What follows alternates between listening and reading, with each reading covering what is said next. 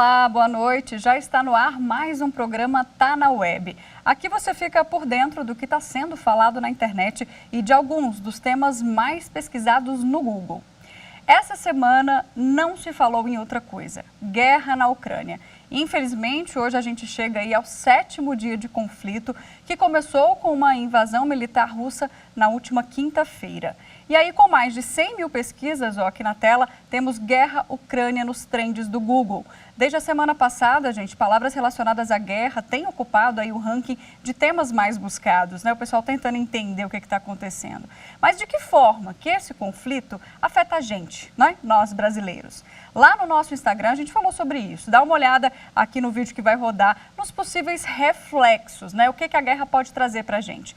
O petróleo já está mais caro, isso você tem acompanhado, o que pode refletir aí no preço dos combustíveis. O gás aumentou também. E o preço dos alimentos, que já está nas alturas, pode subir ainda mais, porque Rússia e Ucrânia são grandes exportadores de trigo, por exemplo. Então, são muitas variáveis, né? Vamos aqui comigo. Sobre esse assunto, eu converso com Pedro Afonso, que é economista e presidente do Conselho Regional de Economia da 2ª Região de São Paulo, e também com Zélmuth Martem, que é especialista em comércio exterior e também cientista político. Boa noite, Pedro. Me ouve bem? Bem-vindo. Ouço sim, Mariana. Agradeço por estar aqui no seu programa. Eu que agradeço. Zélmuth, bem-vindo também. Boa noite. Boa noite, Mariana. Boa noite, Pedro. Boa noite a todos que nos acompanham. Muito obrigado pelo espaço. Bom, vamos lá falar um pouquinho sobre essa ótica, né, do que pode acontecer, quais são as consequências para o nosso bolso. A gente vem aí há 7 dias acompanhando esse conflito, né, que acontece do outro lado do mundo, mas a gente ainda de fato não sentiu o que pode pesar aqui no nosso bolso, né, o que pode acontecer nas próximas semanas, quiçá meses, né. A gente tem aí um barril de petróleo que alguns especialistas falam que podem chegar a custar $130 e hoje passou dos 110 pelo que eu andei pesquisando. Então, eu vou começar aqui com o Zélmuth. Por favor, Zélmuth, você que é especialista em comércio exterior, quando a gente ouve falar em barril de petróleo, parece que ele manda em tudo, né? Ele encarece e tudo encarece. Conta pra gente qual que é essa relação e por que a gente tem que ficar atento a esse aumento. Exatamente, Mariana. O preço do barril do petróleo, ele dá o tom de todos os produtos que consumimos no nosso dia a dia.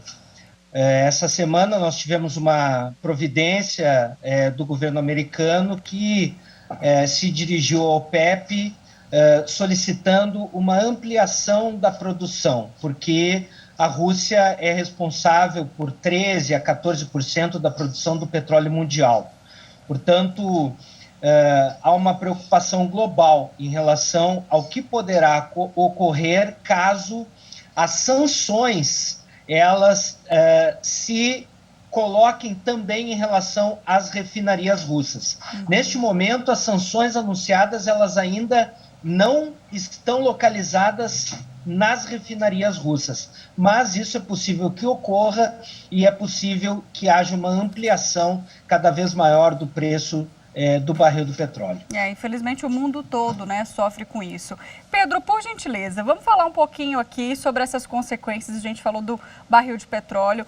Bolsa de valores também esteve entre os temas aí mais pesquisados, porque mexe com a economia de forma geral, né? E muita gente se pergunta o que fazer nessa hora, principalmente quem tem investimento. A Bolsa de Valores, então, está uma loucura por todo mundo. Não existe algo seguro neste momento? O que você me diz? De fato, Mariana, eu acho que aquela frase famosa que todos citam sempre, que a crise também é oportunidade, não é só problema, surge surge com maior força numa guerra, que é alguma coisa que, neste caso de agora, foi inesperada, foi assim, quase que espontânea, no sentido da gente não ter a informação, e isso afeta todos os mercados, inclusive o mercado financeiro, e especialmente as bolsas. Por quê? Porque a bolsa funciona como um valor relativo das empresas, e as empresas, por sua vez, são valorizadas ou não de acordo com os seus produtos, aquilo que elas produzem, aquilo que elas fazem, naquilo que elas se dedicam. Neste momento está um pouco confuso saber exatamente quais são os principais produtos que vão ser mantidos numa crise, durante a crise e pós-crise. O que a gente sempre diz é que os serviços e produtos essenciais, ao longo do tempo, nunca perdem. Elas podem ter alguma queda, alguma subida em termos de valor de ações, mas elas vão sendo mantidas. O grande problema hoje é para aquele que quer ganhar no curto prazo ou no médio prazo, porque este está de fato com problemas, porque ele não sabe em que aplicar o seu dinheiro, se essa aplicação vai ter retorno ou não. Então as bolsas sofrem isso, os próprios investimentos em renda fixa também sofrem isto, visto que não se tem certeza sobre em que você está investindo, se a empresa tem valor realmente, se vai ter, se não vai ter, e o produto, ou as cotas, os fundos, se tem valor ou não. É um pouco essa crise que nós estamos sentindo para quem está no curto e no médio prazo. Para quem está no longo prazo, é só seguir a receita normal. Tá certo, esperar. Não dá para desesperar, tirar tudo, né? Perder, enfim, tem que ter paciência para investir, né? Tem que ter sangue frio, não sei se eu conseguiria, não. Agora, Zé, me conta aqui. Eu comecei o programa contando um pouquinho, falando que Rússia e Ucrânia são grandes exportadores de trigo, né? O Brasil importa quase tudo aí da Argentina, nossa vizinha, mas essa cotação, ela é avaliada internacionalmente? O nosso pãozinho aí de cada dia pode ficar mais caro também? Isso influencia ou não? Sem dúvida nenhuma tem impactos, né, Mariana? Porque todos esses produtos negociados globalmente, eles possuem tabelas de referência que estabelecem o target, o preço desses produtos em nível global. Então, sem dúvida nenhuma, né, o preço do trigo ele deverá ser afetado em razão de embargos, né? Nós já estamos vivendo, nesse momento, impedimentos, por exemplo, para os navios russos fazerem transporte marítimo. E uma questão interessante que eu gostaria de destacar aqui, conversando com a resposta excelente do Pedro para a tua primeira pergunta, Mariana, é o que nós vivenciamos em relação à ureia, já no período anterior à guerra, porque para o nosso ouvinte, telespectador, o internauta que nos acompanha ter uma ideia, nós estávamos negociando a ureia, que é um fertilizante fundamental para a agricultura brasileira, em agosto de 2021, com um preço na ordem de $380 a tonelada. Em razão dos riscos inflacionários, do aumento de preços que o mundo inteiro está vivenciando neste momento, em dezembro, Mariana, esta mesma tonelada que estava $380 em agosto, ela estava sendo negociada a $1.100. Nossa. Ela teve uma pressão inflacionária gigante. Agora, nesse momento, ela está vivendo uma tendência de queda, mas já com temores de volta de suba em razão do conflito entre Rússia e Ucrânia. Portanto, os fertilizantes, os insumos para a agricultura brasileira e mundial terão reflexos com a guerra e isso também vai atingir o bolso do consumidor. Ninguém escapa, né? Acho que nenhum setor acaba não sendo afetado. Agora, Pedro, a questão do gás, né? Muito se fala, principalmente agora, está muito frio, né, na Europa. Então, como é que está a questão do gás? O que a gente pode falar sobre essa questão? Na verdade, todos os produtos derivados, como já foi colocado aí pelo Zélmut, derivados do petróleo, nós vamos ter esse problema da falta dele, ou da incerteza de produção dele, da incerteza da circulação. O produto existe. A questão é saber se ele vai ser extraído, se ele não vai ser, se ele vai ser extraído ou não, se ele vai circular ou não, se ele vai ser trazido ao Brasil ou não, né? Assim como o que você falou a respeito do pãozinho e outros, nós dependemos muito dessas forças políticas que vão dar o rumo da economia. Na verdade, não é a economia sozinha que está trabalhando, não depende só da economia. Os entraves que os governos venham a fazer, e aí a gente falando de gás, afeta diretamente ao consumidor, pode afetar os custos, a inflação. E é necessário que a gente perceba, primeiro, que a inflação ela não é igual para mim e para o Zé e para você. Sim. Nós temos inflação, cada um de nós tem a sua inflação em segmentos. E a gente tem que buscar as alternativas, os bens alternativos, os bens substitutivos, inclusive para o gás. Se nós vamos ter uma chance agora de desenvolver outras tecnologias para depender menos disso e no futuro não ficar tão dependente de questões políticas como essa. Quer complementar? Eu já posso passar a palavra para o Zélmut. Falhou um pouquinho aqui a conexão. Não, tranquilo. Perfeito. Zélmut, eu quero continuar nesse assunto da inflação, porque a gente veio aí, desde que a pandemia chegou aqui no Brasil, né? Meses depois já ficou tudo um absurdo, né? Os preços subiram muito, a gente já vem fazendo justamente o que o Pedro falou, né? Substituindo, buscando alternativas. A gente está olhando aí para um 2022, 2023, com uma inflação maior ainda, o que a gente pode esperar, na sua opinião? Infelizmente, as previsões são pessimistas, eu diria, sob esse ponto de vista, né?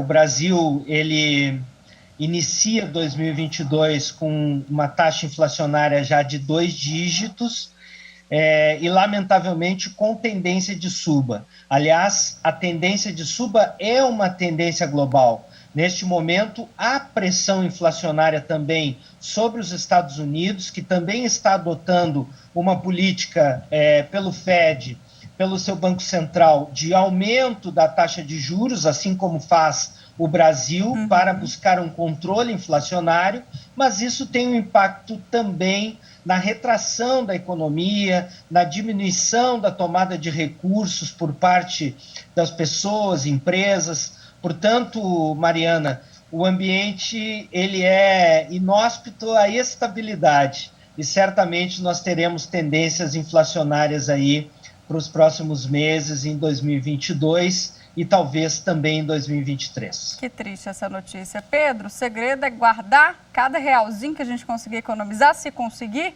Como é que você, né, o senhor como economista, aí, pode dar uma dica aí para a gente? Na verdade, nessas situações, toda situação de crise nos faz pensar o que é essencial para a nossa vida. Então, cada um vai ter que pensar no que é essencial, aquilo que ele não pode deixar de gastar e economizar o que for possível. Os salários, a tendência não é aumentar. E não acompanham a inflação, né? Há muito tempo já. Não há dúvida nenhuma, porque o salário é um dos componentes do custo. E o custo, nós estamos vendo que os produtos importados especialmente vão ter um aumento significativo. E o preço não é inelástico, ou seja, o preço não é infinito. Você tem que ter um preço final para as pessoas comprarem. E se você aumenta salário, está aumentando o custo. Isso é um pouco cruel, porque se não houvesse o trabalho, não haveria o produto. Então, é essencial o trabalhador agir e a paga dele é o salário. Mas não tem muita pressão, etc. Tem problemas aí de representação sindical, etc. Então é isso. Na verdade, nós temos sim que rever a nossa lista de compras, rever a nossa lista de prioridades do ponto de vista econômico para ultrapassar um inverno razoavelmente grande, que é vindo dessa guerra e também da pandemia. Infelizmente. Zélmut, você também gostaria de deixar aí um recado para quem já está se desesperando, né? Muita gente, a gente tem visto, né, dificuldade nas ruas, lugares que você não tinha, população de rua hoje você vê. Então, a gente está vendo que o brasileiro está sofrendo e realmente, se a tendência é piorar, a gente fica com esse coração apertado do que vai ser, né, do nosso país e das pessoas que às vezes não têm nem o que comer, né? Exatamente, Mariana. Eu quero concordar muito com o Pedro, né? É um momento da gente classificar e hierarquizar as prioridades, descartar o supérfluo, porque estamos num contexto de aumento da fome, do desemprego e de instabilidade dos preços. Eu atuo no mercado global, no setor de petróleo e gás, e a mudança de preço ela é diária, mesmo no período anterior à guerra. E agora no período da guerra, se acirra este ambiente, esse contexto de adversidade aí para os negócios internacionais. Então, oremos que a diplomacia e o bom senso retornem para os líderes e que se estabeleça o diálogo e a paz e que a gente possa recuperar a nossa economia em nível global. É isso aí, ninguém mais aguenta, né? Tanta tragédia, pandemia, guerra, já deu. Bom, gente, nosso tempo acabou, mas eu adorei nosso bate-papo. Zé Helmut, muito obrigada. Pedro, uma boa noite para vocês. Para você também, Mariana, e a todos os telespectadores. Muito obrigado e boa noite. Boa noite.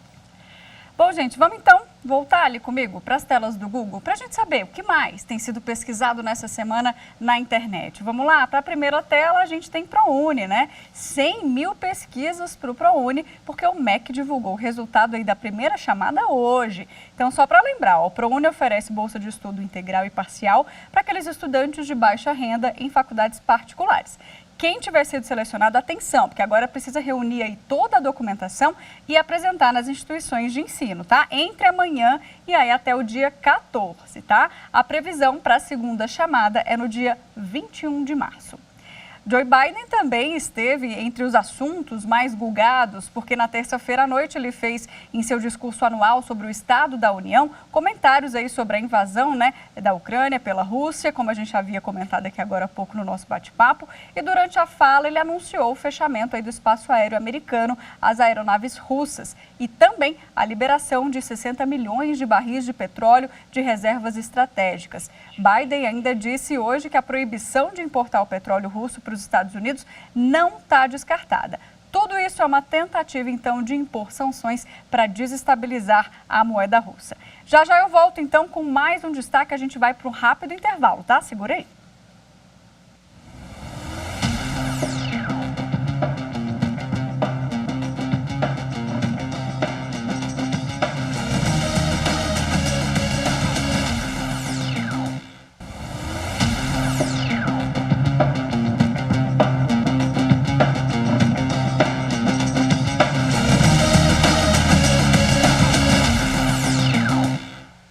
Tá no Web está de volta e vamos então agora para o segundo bloco falar de fake news, né? Vamos começar mostrando para você a fake news que está sendo desmentida lá no nosso Instagram, @TVJustiçaOficial.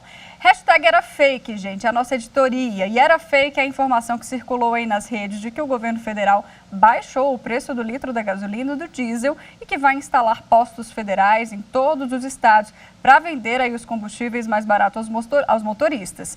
Então, quem dera, né? Mas o governo federal não baixou o valor do combustível. Essa aí é mais uma fake news. A verdade é que houve lá uma entrega de uma estação do programa Roda Bem Caminhoneiro na Bahia, mas essa ação não oferece redução nenhuma aí no preço do combustível e nem permite que qualquer pessoa, qualquer motorista, acesse as estações do programa, tá? Agora, já na programação aqui da TV Justiça, a gente desmentiu uma notícia que envolve o nosso querido e amado café de todos os dias. Pobre do café foi alvo de fake news.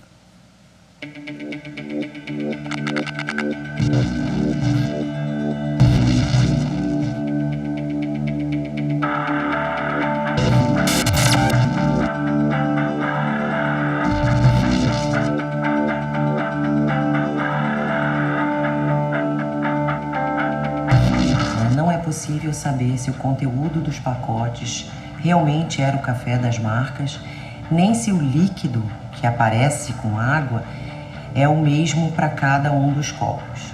Observa-se também que a granulometria, ou seja, a moagem das partículas do pó que são adicionadas a esse líquido, não são iguais, né? E por isso eles possuem tempos de solubilização diferentes, né? No próprio vídeo, ele relata que a moagem foi feita em casa através de um liquidificador. E isso deixa a granulometria mais grossa. É um vídeo nitidamente amador, né?